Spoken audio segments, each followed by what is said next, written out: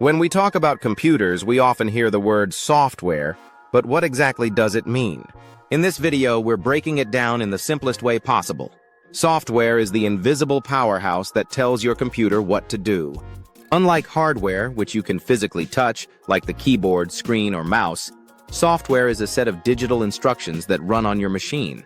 It comes in two major types: system software and application software. System software includes operating systems like Windows, Mac OS, or Android that control how your entire device functions, while application software includes the programs you use daily, like web browsers, word processors, and games. Without software, hardware is just a silent box, and without hardware, software has nowhere to run.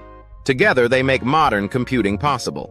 In this beginner-friendly guide, we'll explain how software is created, how it interacts with hardware, and why understanding the basics of software is key in today's digital world. Stick around to learn more, and don't forget to visit exploretoday.blog for more simplified tech content.